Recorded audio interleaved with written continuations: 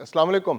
امریکہ ایران مذاکرات ایک جانب آگے بڑھ رہے ہیں تو دوسری جانب تلخیوں میں بھی اضافہ ہوتا چلا جا رہا ہے، اور ایران پر جو امریکہ کے مطالبات کی بوچھاڑ ہو رہی ہے تو ایران کا بڑا دلچسپ رد عمل سامنے آئے۔ ایران نے کہا ہے کہ امریکہ نے جو ٹیم مذاکرات کے لیے طے کر رکھی ہے، جو ٹیم ان کے مذاکرات کے لیے پیش ہے، اور جس طرح سے وہ مطالبات سامنے رکھے ہیں، تو یہ کسی مسخرے کی ٹیم لگ رہی ہے، کوئی مسخروں کی ٹیم ہے، اور مسخروں کی ٹیمیں معجزات نہیں دکھایا کرتی ہیں۔ اور یہ مسخرے کون ہیں؟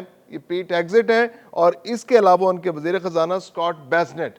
ان کے بارے میں باکر کالیباف کا کہنا ہے کہ یہ مسخروں کی ٹیم ہے، اور یہ جس طرح سے بڑھ بڑھ کر باتیں کر رہے ہیں، بڑی بڑی باتیں کر رہے ہیں، اور اس طرح کی دھمکیاں دے رہے ہیں، گیدڑ ببکیاں مار رہے ہیں، تو اس سے تو مذاکرات آگے بڑھنے کے چانسز نہ ہونے کے برابر ہیں۔ اور آبنائے ارمز پر جس طرح سے اپنی ملکیت امریکہ ظاہر کر رہا ہے، تو یہ تو مذاکرات کو آگے نہیں بڑھا سکتا۔ امریکہ جس طرح سے ایک بے وقوفانہ سا رد عمل دے رہا ہے کہ آبنائے ارمز اب کسی کا نہیں ہے، اب امریکہ کا ہے، تو آبنائے ارمز پر امریکہ اپنا کنٹرول بنانے کا جو خواب ہے اس کا، وہ کبھی شرمندہ تعبیر نہیں ہوگا، کیونکہ ایران کا کنٹرول اب بھی آبنائے ارمز پر ہے، اور ایران جب تک آبنائے ارمز میں اپنا کنٹرول بنا کے رکھے گا، وہ جب تک قائم رہے گا جب تک کہ امریکہ بحری ناکہ بندی ختم نہیں کرتا۔ یعنی کہ بحری ناکہ بندی پہلے امریکہ کو ختم کرنی ہوگی، پھر اس کے بعد ہی کوئی بات چیت آگے بڑھ سکتی ہے۔ یہ ایران کا بڑا کلیئر رد عمل ہے۔ اور اس کے علاوہ باکر کالیباف اور ایران کی جو مذاکراتی ٹیم ہے، انہوں نے امریکہ کے حوالے اپنے مطالبات کی فہرست کر دی ہے۔ مطالبات کی فہرست میں خاص طور پر مطالبہ کیا گیا ہے کہ جو اسلام آباد معاہدہ ہوا تھا، اسلام آباد کا جو ایگریمنٹ تھا، اس کے اندر جو باتیں طے کی گئی تھی، انہی باتوں کو آگے بڑھایا جائے، آگے لے کے چلا جائے، کیونکہ جب تک وہ باتیں پوری نہیں ہوں گی، مذاکرات کسی صورت کامیاب نہیں ہو سکتے۔ اور اس کے علاوہ آبنائے ارمز پر جو بحری ناکہ بندی ہے، اس کا فوری طور پر خاتمہ کیا جائے۔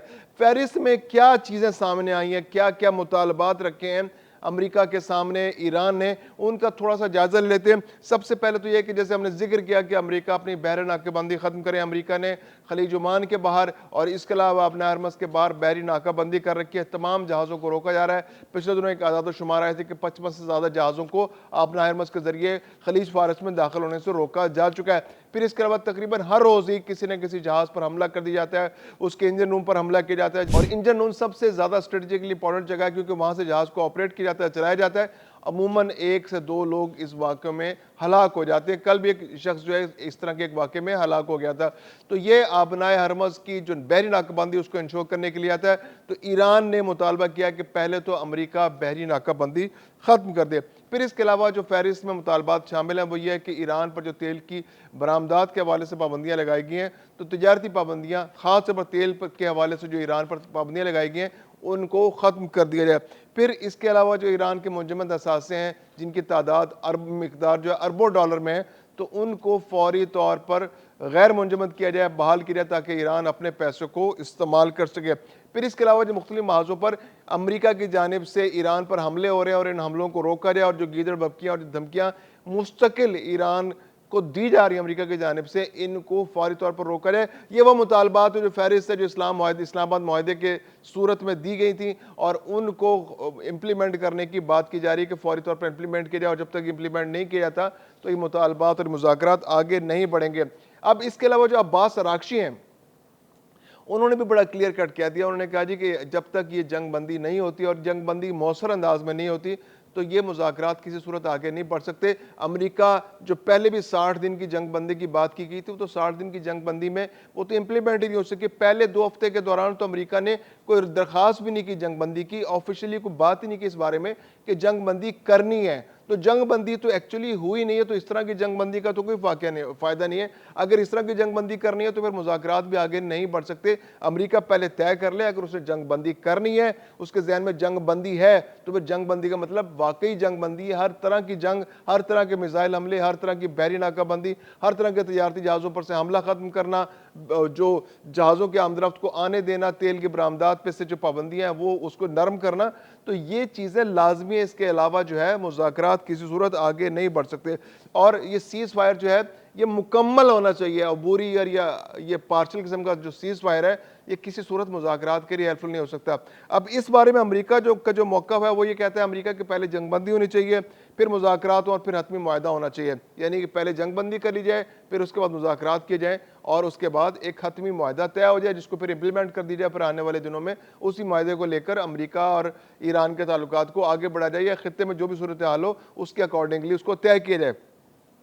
اب جیسے میں نے بتایا کہ اس بارے میں جو رد عمل ہے ایران کا, وہ کہتے ہیں آپ نے جنگ بندی ہی نہیں کی, تو جب جنگ بندی نہیں ہوئی تو پھر مذاکرات کیسے ہو سکتے ہیں, تو اس لیے مذاکرات نہیں ہو سکتے. تو اس میں جو ایران کا جو موقف ہے وہ بڑا کلیئر ہے. اس نے کہا جی کہ ایران نے کہ عارضی جنگ بندی ہمیں نہیں چاہیے, ہمیں مستقل جنگ بندی چاہیے. یہ نہیں ہے کہ روزانہ راکٹ بھی چل رہے ہیں اور جنگ بندی بھی ہے, کبھی کسی شہر پہ حملہ ہو رہا ہے, کبھی کسی پل پر حملہ ہو رہا ہے, کبھی جو ہے کسی جزیرے پر حملہ ہو رہا ہے, کبھی کسی انسٹالیشن پر حملہ ہو رہا ہے, کبھی فوجیوں پر حملہ ہو رہا ہے, کبھی شپس پر حملہ ہو رہا ہے, کبھی تجارتی شپس پر حملہ ہو رہا ہے, کبھی ابنا ارمس میں اندر داخل ہونے والی شپس پر حملہ ہو رہا ہے.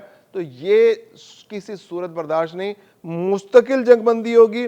پھر اس کے بعد ضمانت دی جائے گی کہ آپ اب حملے نہیں کریں گے, کوئی ایسی ضمانت جو مستقل حملے نہ کرنے کی آپ کو ضمانت دینا پڑے گی.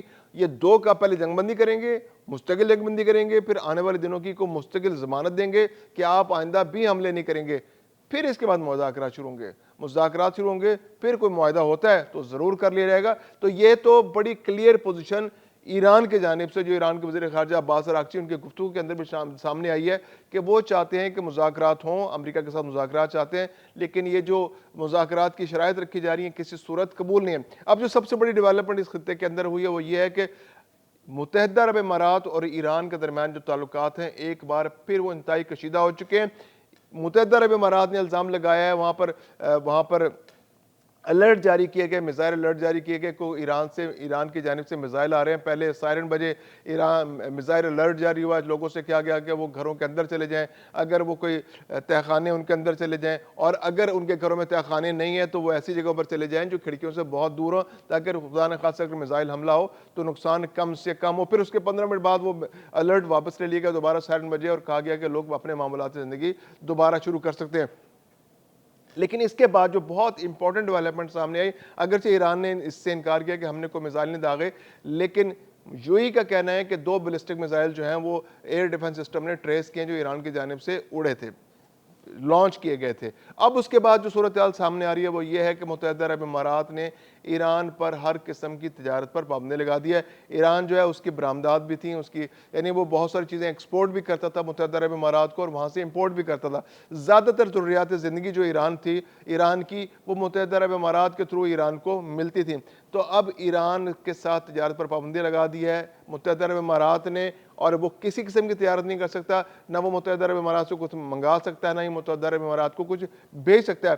اور ایران کا بہت زیادہ ریلائنس تھا کہ وہ متحدہ عرب امارات کی پورٹس کو استعمال کر کے اپنے جو سامان تھا اس کو ری ایکسپورٹ کرتا تھا دنیا کے دوسرے ملکوں میں, اور ایک فیسلٹی اس کو حاصل تھی. تو اب یہ فیسلٹی اس کو دستیاب نہیں ہوگی, اور یہ تجارت بہت زیادہ اس کے لیے نقصان دہ ثابت ہونے والی, کیونکہ ایک بہت بڑی ونڈو تھی جو ایران کے لیے مستقل اوپن رہی جبکہ اس پر پابندیاں لگی ہوئی تھی. تو اب یہ بھی صورتحال میں اب یہ ونڈو بھی بند ہونے جا رہی ہے, اور ایران پر اب معاشی دباؤ بہت زیادہ بڑھنے والا ہے.